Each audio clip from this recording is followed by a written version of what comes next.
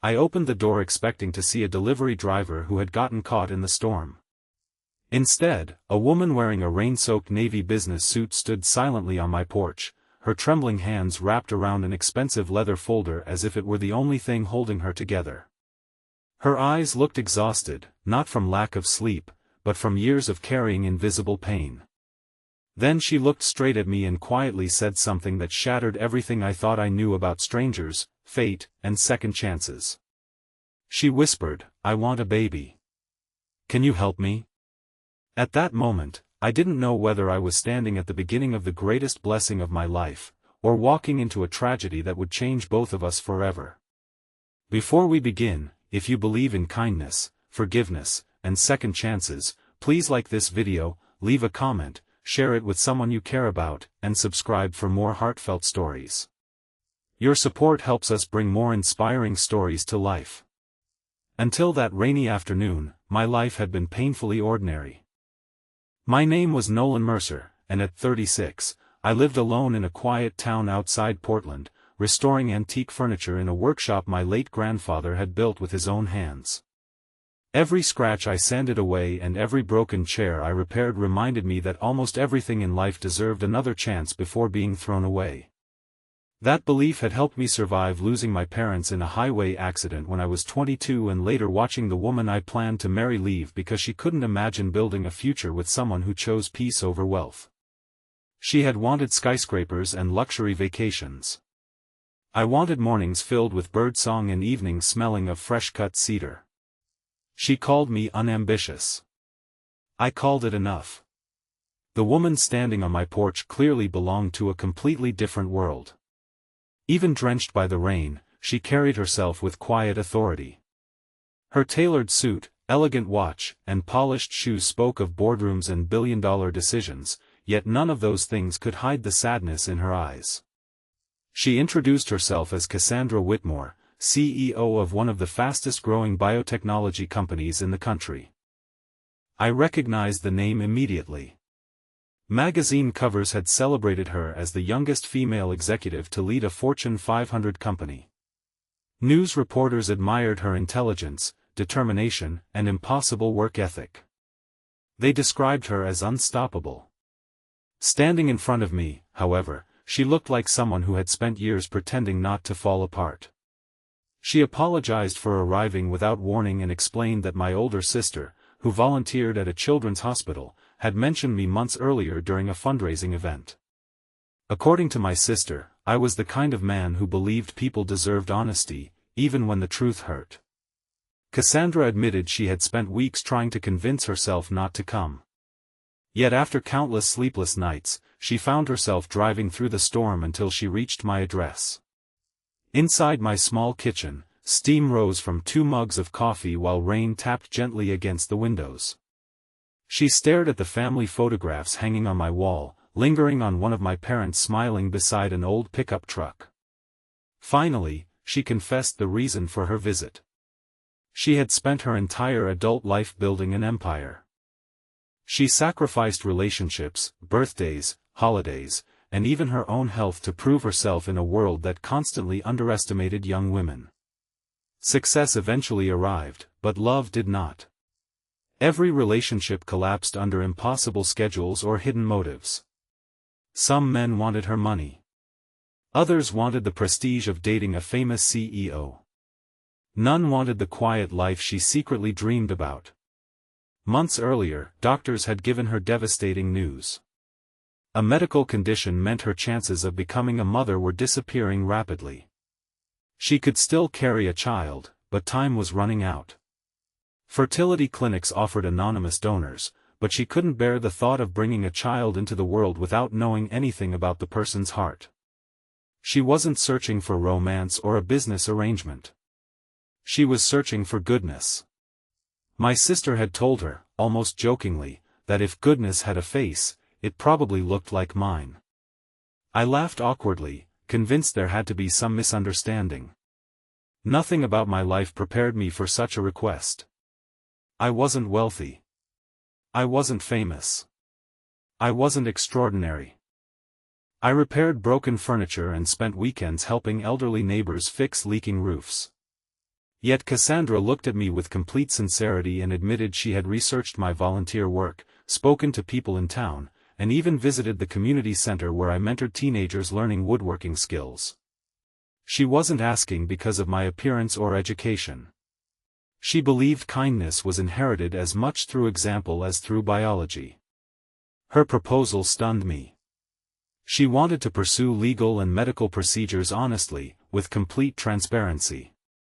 She insisted I would have every right to decline. She promised there would be no financial pressure, no manipulation, and no expectation beyond what we mutually agreed upon.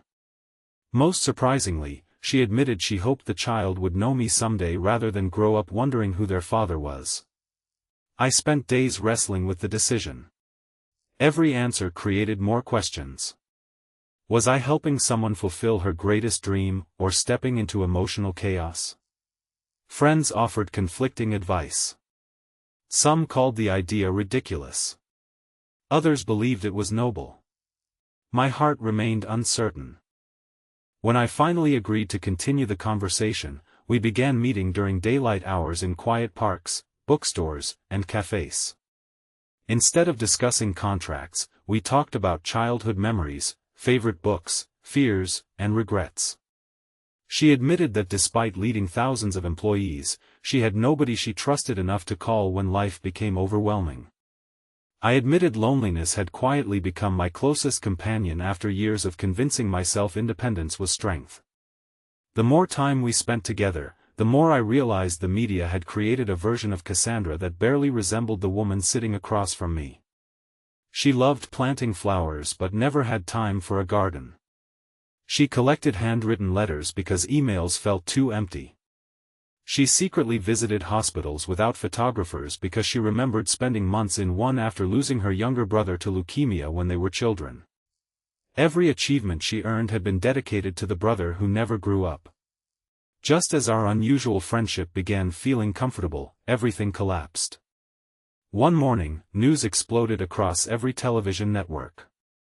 Hidden photographs showed Cassandra leaving my workshop. Headlines accused her of secretly dating an unknown man while negotiating a massive corporate merger. Reporters camped outside my home. Social media transformed me into a villain overnight. Some claimed I was a fortune hunter. Others insisted I had manipulated her emotionally. Within days, strangers shouted insults outside my property. Customers canceled restoration projects. Someone spray-painted "Gold Digger" across my workshop door. I told Cassandra we should end everything before more damage was done. She looked heartbroken but didn't argue. For 3 painful weeks, silence replaced every conversation. Then, unexpectedly, a young investigative journalist contacted me with information that changed everything. The leaked photographs had not come from random photographers. They had been deliberately released by someone inside Cassandra's own executive team. One board member feared that if Cassandra became a mother, she would delay the merger and refuse to approve decisions that would earn him millions. Destroying her reputation became his strategy. Before I could even process the revelation, another truth emerged. Cassandra hadn't come to my house because of my sister's recommendation alone. Years earlier, after my parents died, I had anonymously donated bone marrow that saved the life of a teenage leukemia patient. Because of privacy laws, I never learned the recipient's identity. That patient had been Cassandra. She discovered the truth only months before arriving at my door. The anonymous donor who had unknowingly saved her life years ago was me. She hadn't sought me out because she believed I had perfect genetics.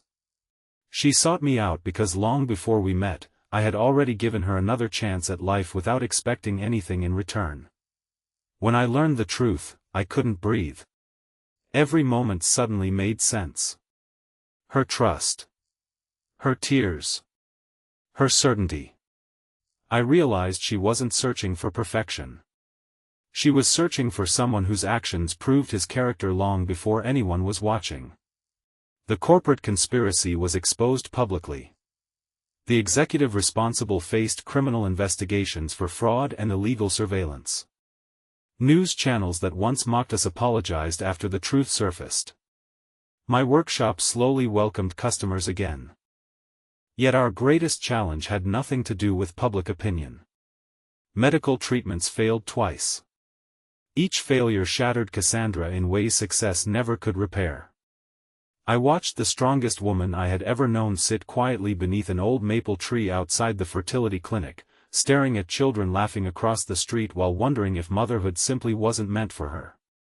There were days she stopped answering phone calls. Days she questioned whether ambition had stolen the family she always wanted. Days she blamed herself for waiting too long. One afternoon, instead of offering advice, I simply sat beside her in silence. Sometimes love begins not with grand speeches but with refusing to let someone suffer alone. Months passed. Against overwhelming odds, one final treatment worked. The day she showed me the ultrasound, she cried so hard she couldn't speak. Neither could I. For the first time since meeting her, hope looked stronger than fear. Pregnancy brought unexpected complications, forcing Cassandra to step away from the company she had spent 2 decades building. Investors panicked. Reporters predicted disaster. Surprisingly, she smiled through every headline. She once told me she had spent her entire life building a corporation that could survive without her. Now she wanted to build a family that never had to. During those months, our relationship quietly transformed into something neither of us planned. There was no dramatic confession beneath fireworks or glamorous proposal. Love arrived through grocery shopping, assembling baby furniture, doctor appointments, shared laughter over burnt pancakes, and comforting each other through frightening nights. Our daughter arrived on a bright spring morning surrounded by sunlight pouring through hospital windows. The first time I held her, she wrapped her tiny fingers around mine with astonishing strength. In that instant, every painful chapter of my life suddenly felt like a road leading to her. We named her Evelyn Grace because Grace had carried both of us through impossible seasons. Years later, people still ask whether I regret opening my door during that rainstorm. I always smile. The truth is that Cassandra didn't come looking for someone to give her a child. She came searching for hope. And without realizing it, I had been searching for the very same thing. Our daughter now spends weekends in my workshop painting tiny wooden birds while Cassandra finally grows the garden she dreamed about for years. The empire she once believed defined her became only one chapter of her life. The family she feared she would never have became the story she treasures most. Every storm eventually ends. Sometimes it leaves destruction behind. Sometimes it leaves blessings standing on your front porch, soaked by the rain, waiting for someone brave enough to open the door. Speech balloon special request: before the story ends, tell us in the comments, what would you have done if you were in this situation? If this story touched your heart, please like, comment, share, and subscribe for more meaningful and inspiring stories.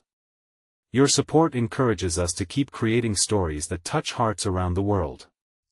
Never assume someone's greatest achievement is the title they hold or the wealth they possess. The most extraordinary people are often those who quietly choose kindness when no one is watching, forgiveness when bitterness feels easier, and hope when life offers every reason to give up. One unexpected act of compassion can return years later in a form you never imagined, reminding us that love, family, and second chances often arrive disguised as the impossible.